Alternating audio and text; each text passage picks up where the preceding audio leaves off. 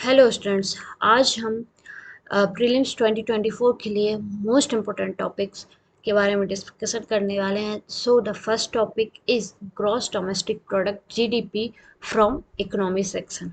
ठीक है, economy section से जीडीपी के बारे में आज हम डिस्कशन करेंगे। ये बहुत ही इंपॉर्टेंट हो जाता है क्योंकि इंडिया ने 7.8% ग्रोथ जीडीपी ग्रोथ अचीव की थी 2023 टू 2024 फाइनेंशियल ईयर के फर्स्ट क्वार्टर अप्रैल से जून के पीरियड में। और इसमें डिस्क्रिपेंसी भी बहुत सी संस्थाओं ने बताई थी जिसको कि सरकार ने खारिज किया था।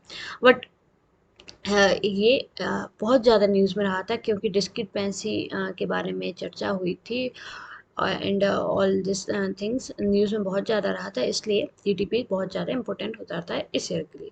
So what do understand by GDP? GDP हम सब जानते ही हैं, GDP is the gross domestic product. जो इंडिया की टेरिटरी के विदिन इंडिया की टेरिटरी में जो भी प्रोडक्शन हुआ है वो जीडीपी के अंदर काउंट किया जाता है, भले वो नेशनल्स ने किया हो, मतलब जो इंडिया के सिटीजन्स हो उन्होंने किया हो, या जो फॉरेन सिटीजन्स हो उन्होंने इंडिया में आके किया हो, फॉरेन कंपनी ने आके किया हो, सब इसमें कैलकुलेट किया जाता है। सो that is GDP gross domestic product. So the present GDP calculation in India, GDP India में कैसे कैलकुलेट होता है? So the two way to calculate GDP in India is real GDP and nominal GDP. दो प्रकार के GDP हमको calculate किए जाते हैं और mostly ministry of statistics and programme implementation calculate करके क्वार्टरली कैलकुलेट करता है और हमें देता है GDP at GVA at constant prices and GVA at current prices. तो GVA एट कांस्टेंट प्राइसेस रहता है जो कि बेस ईयर से एडजस्ट कर लिया जाता है। इन्फ्लेशन जो है वो बेस ईयर का इन्फ्लेशन लेते हैं, उसको हम रियल जीडीपी बोलते हैं। और जो करंट प्राइसेस पे है, जो अभी के मार्केट प्राइसेस पे, अभी के इन्फ्लेशन पे कैलकुलेट किया जाता है, उसको नॉमिनल जीडीपी बोलते हैं। इसके अलावा दो और कैलकुलेट करने के दो और तरीके हैं, GDP at factor cost and GDP at market price. So GDP पहले हमारा जीडीपी फैक्टर कॉस्ट पे कैलकुलेट किया जाता था, लेकिन अब हमारा जीडीपी मार्केट प्राइस पे कैलकुलेट किया जाता है। फैक्टर कॉस्ट मतलब जो प्रोड्यूसर है वो व्यय करता है, कोई भी कंपनी, कोई भी इंडस्ट्री चलाने वाला जो प्रोड्यूसर है वो जो भी कॉस्ट इनकर करता है उस प्रोडक्ट को बनाने के लिए, उसको फैक्टर कॉस्ट बोलते हैं। एंड मार्केट प्राइस वो है जो कि मार्केट में किसी प्रोडक्ट का मार्केट में आने के बाद जो प्राइस हो जाता है वो मार्केट प्राइस है। इसलिए जीडीपी एट मार्केट प्राइस अभी कैलकुलेट किया जाता है, पहले फैक्टर कॉस्ट पे किया जाता था, मार्केट प्राइस पे कैलकुलेट किया जाता है। और मोस्ट पे रियल एंड नॉमिनल दोनों जीडीपी हमको देती है। ओके, जीडीपी डिफ्लेटर क्या होता है? GDP deflator the ratio of nominal GDP to real GDP. Nominal GDP और रियल जीडीपी का जो रेशियो रहता है उसको जीडीपी डिफ्लेटर कहते हैं। So it reveals the increase in GDP that has happened on account of higher prices rather than increase in output. So ये बताता है कि जो GDP इंक्रीज यदि हुआ है तो वो हायर प्राइसेस की वजह से हुआ है, मतलब वो इन्फ्लेशन की वजह से हुआ है, ना कि आउटपुट का इंक्रीज हुआ है। मतलब एक्चुअल में कोई ग्रोथ कंपनी ने नहीं किया है, या फिर एक्चुअल में प्रोडक्ट ज़्यादा नहीं बने हैं, एक्चुअल में आउटपुट का इंक्रीमेंट नहीं हुआ है, जस्ट इन्फ्लेशन की वजह से, जस्ट उसकी प्राइस हाई हो गई है, उसकी वजह से जो जीडीपी है उसमें इंक्रीज देखने को मिलता है। यह जीडीपी डिफ्लेटर इसको शो कर देता है। तो जितना ज़्यादा जीडीपी डिफ्लेटर होगा उतना ज़्यादा इन्फ्लेशन है इकोनॉमी में, यह पता कर सकते हैं। इसलिए GDP deflator is a good GDP depleter is good for measuring the inflation levels within the economy. Then the GDP calculation approach, GDP की कैलकुलेशन की कैसे कैसे GDP कैलकुलेट किया जाता है। तो तीन तरह की अप्रोच रहते हैं जिससे कि जीडीपी कैलकुलेट किया जाता है। First is the production approach, जिसको वैल्यू एडेड भी बोलते हैं।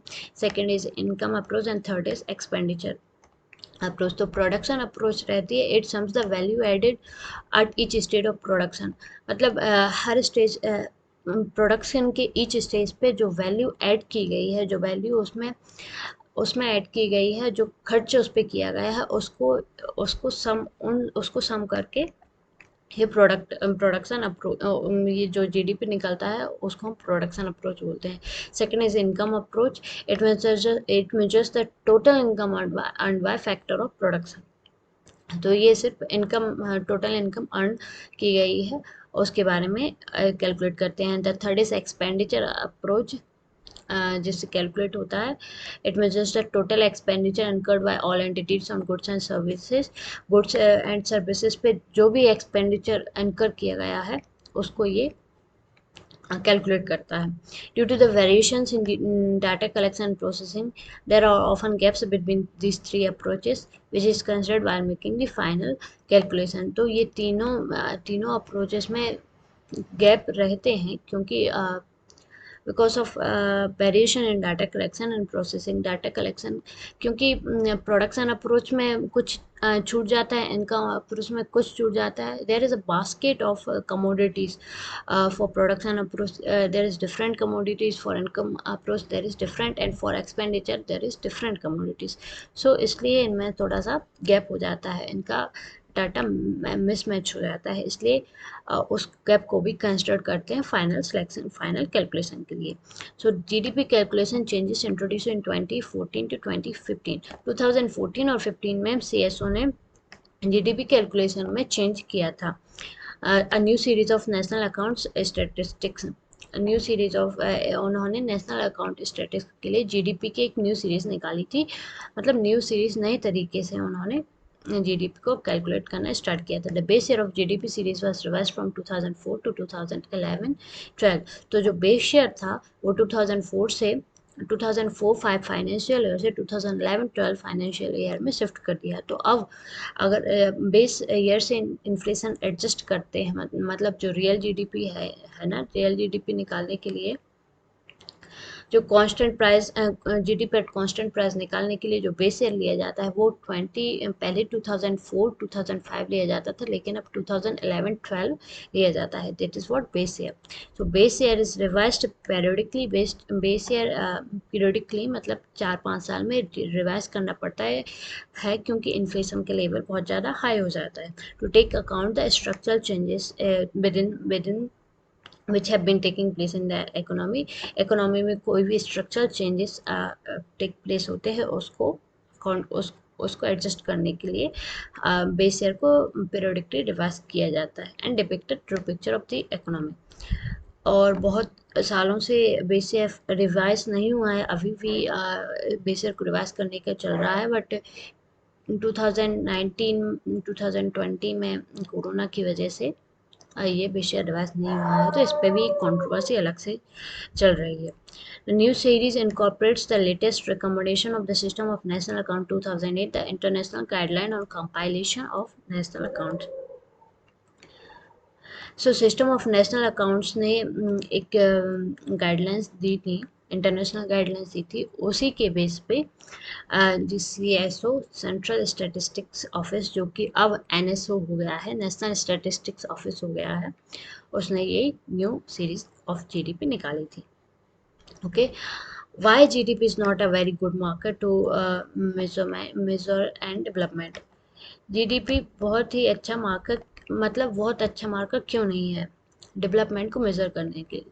तो यह भी कहा जाता है कि GDP only considers, GDP only measures growth, GDP don't measures development. GDP development, एक कंट्री में कितना डेवलपमेंट हुआ है उसके बारे में कैलकुलेट नहीं करता है, बस वो इकोनॉमिक टर्म्स में कितना इकोनॉमी का बूम हुआ उस पर ही उसको ही कैलकुलेट करता है।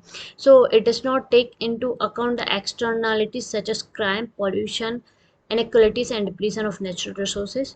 तो ये अदर एक्सटर्नलिटीज को नहीं कंसिडर करता है, जैसे कि क्राइम हो गया है, पॉल्यूशन हो गया, inequality and depletion of natural resources, इनको ये कंसिडर नहीं करता है। First, second is does not measure aspects like environmental protection, family bonding, environment के बारे में ये बात नहीं करता है, इसलिए इसी कारण यहाँ पे एनवायरमेंट के लिए यहाँ पे ग्रीन जीडीपी,